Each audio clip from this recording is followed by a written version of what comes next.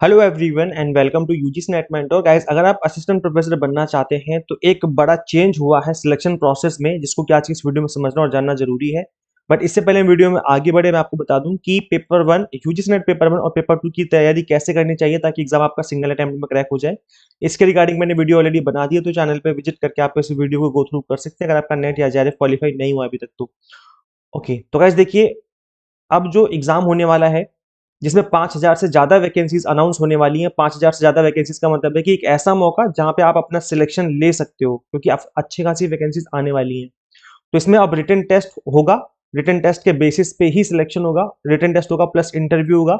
इसमें API score के basis पे सिलेक्शन नहीं होगा। गाइस मैं बता दूं कि एपीआई जो होता है, इसमें एडवांटेज मिलता है पीएचडी वालों को। अगर आपने पीएचडी कर रखी है तो उनको 25 से 30 पॉइंट मिल जाते हैं, जिससे उनके सिलेक्शन के चांस बढ़ जाते हैं। लेकिन अगर रिटन एग्जाम कंडक्ट करवाया जाता है और इंटरव्यू होता है, तो उस केस में चाहे आपके पास नेट हो चाहे आपके पास पीएचडी हो, दोनों के लिए इक्वल मौका होता है अपना सिलेक्शन लेने का। तो 5,000 से ज्यादा वैकेंसीज आने वाली हैं और आपके पास बहुत अच्छा मौका होगा यहाँ पर सिलेक्शन लेने का। अब यहाँ पर कंप्लीट जो चीजें सिलेक्शन की वो क्या रहने वाली हैं, मैं आपको डिटेल में एक्सप्लेन कर देता हूँ, तो फटाफट से देख लीजिए। Written test proposed for assistant professor recruitment, upper age limit जो है वो 45 रख दी गई है। पहले अपर एज लिमिट 55 रखने का प्लान किया गया था, लेकिन 55 ना करके 45 कर दी गई है। इसमें काफी सारे लोग जो है निकल जाएंगे बाहर इस रेस से।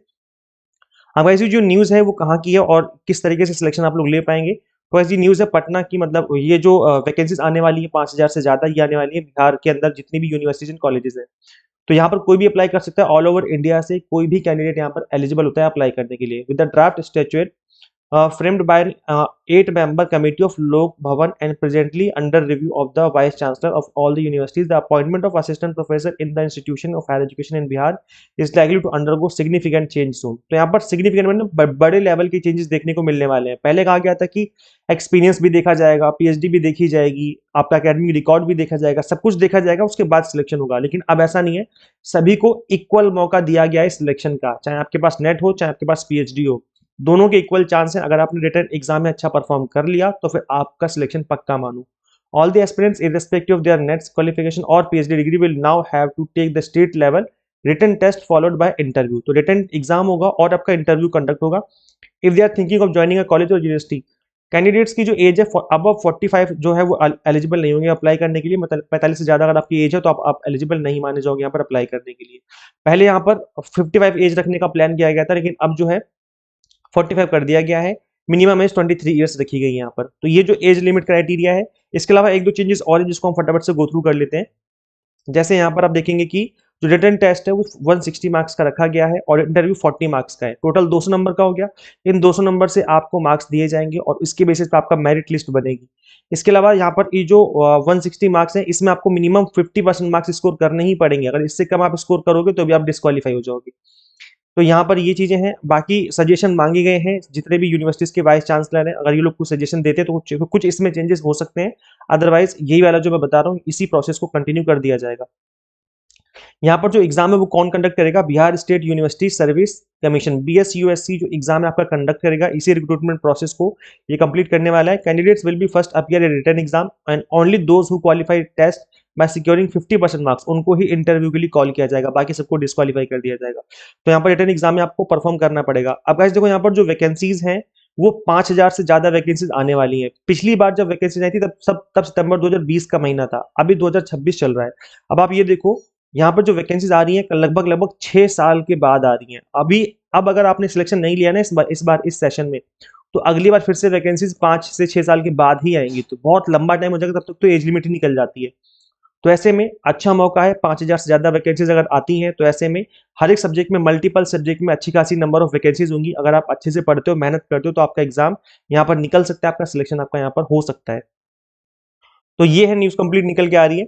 तो गाइस देखो, यहाँ पर जैसे ही अभी देखो, अभी अनाउंस नहीं हुई वैकेंसीज, वैकेंसीज अनाउंस होने में टाइम है। अभी चल रहा है मार्च का महीना, ठीक है। और ये गवर्नमेंट काम होते हैं। गवर्नमेंट काम में अगर जब तक अनाउंस होगा, फॉर्म फिलिंग होगी, तब तक 2-3 महीने का टाइम और निकल जाएगा। मतलब जून में अगर आप अच्छे से पढ़ लेते हो, अगर अभी तक आपने नेट क्वालिफाई नहीं किया है और जून में अगर आप नेट क्वालिफाई कर लेते हो, तो आपके पास मौका रहेगा यहाँ पर अप्लाई करने का। तो इसलिए मैं बोल रहा हूँ कि जिन्होंने नेट क्वालिफाई नहीं किया है फटाफट से कर लो जून एग्जाम में। अगर नेट कर लिया है तो जेआरएफ क्वालिफाई कर लो, बिकॉज जेआरएफ वालों को प्रेफरेंस दी जाती है इंटरव्यू में। तो इसलिए सीरियस हो जाओ। अगर आप नेट के लिए पढ़ते हो तो यहाँ पर जो बिहार में BSc का जो रिटर्न एग्जाम है वो भी आपका तैयार हो जाएगा, बिकॉज लगभग लगभग चीजें वही रहती हैं, मतलब 80 to 90% चीजें वही रहती हैं, बाकी 10-20% चीजें अलग भी पूछ ली जाती हैं। तो इसलिए नेट के लिए बिल्कुल सीरियस हो जाओ। अगर आप सीरियस नहीं हो तो नेट जेआरएफ क्रैक कर लो, और कर लिया है तो फिर आप जो है जेआरएफ का प्लान करो करने का, और इस तरह की जैसी वैकेंसीज अनाउंस होती हैं उसमें तुरंत अप्लाई करो, ताकि आपका जो सिलेक्शन है वो यहाँ पर फटाफट से हो जाए, आपको आपके हाथ में जॉब हो। गाइस देखो, हम भी आपको अपने प्लेटफॉर्म पर यूजीसी नेट की एग्जाम टारगेटेड प्रिपरेशन करवाते हैं। Paper 1 commerce management and political science हम आपको पढ़ाते हैं, to the point exam targeted. इस एग्जाम को फर्स्ट अटेम्प्ट में क्रैक किया जा सकता है।